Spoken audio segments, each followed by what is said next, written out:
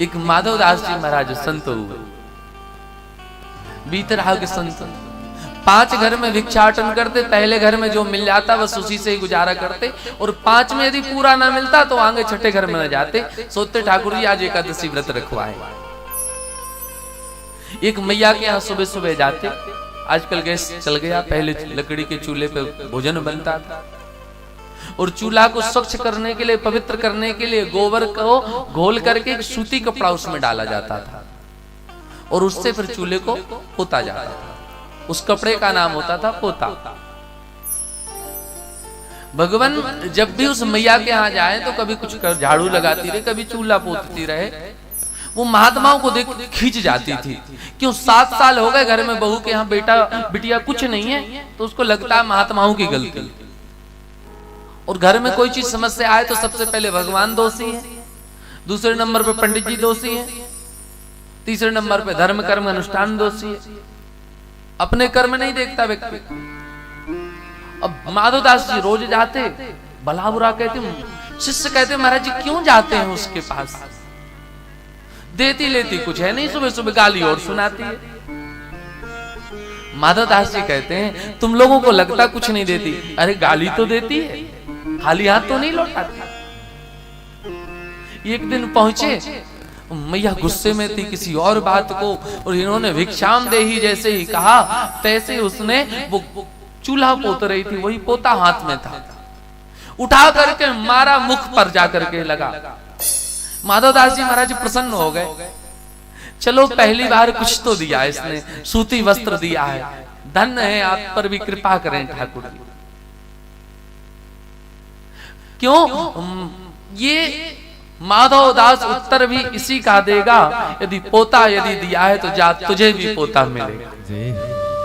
आशीर्वाद दे दिए, तुम्हें पोते की चाह है तो तुमने मुझे पोते का कपड़ा ही दिया है, मगर महात्मा उसके बदले में तुम्हें पोता देगा।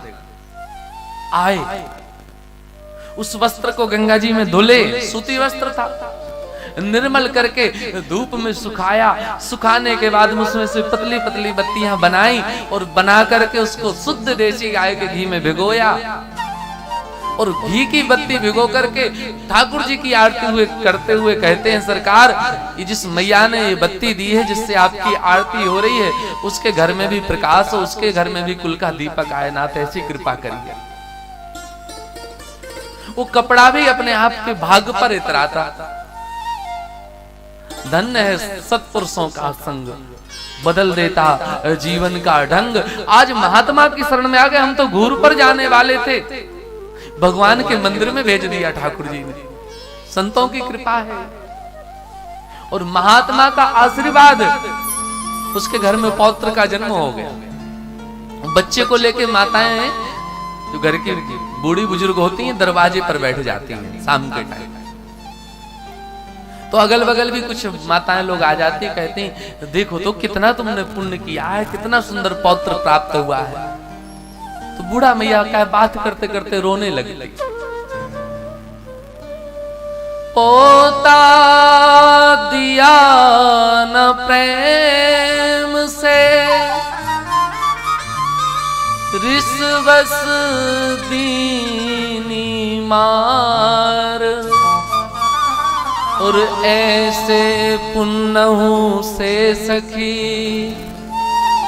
पोता खेलत द्वार। जो मैं सा जानती, देती प्रेम प्रसाद, तो सुत ऐसे उपजते, जैसे ध्रुव पहला। ये गुस्से में मारने का फल है कि ऐसा बेटा हुआ है। यदि प्रेम से मैंने दिया होता तो आज मेरे घर में पता नहीं कौन सा ध्रुव के रूप में, प्रहलाद के रूप में पौत्र आ गया होता। ये संतों की कृपा है जो दिखती नहीं है। सब्सक्राइब करें हमारे YouTube चैनल साधना गोल्ड को और पाएं वीडियो सबसे पहले, और हाँ बेल आइकन दबाना ना भूलें।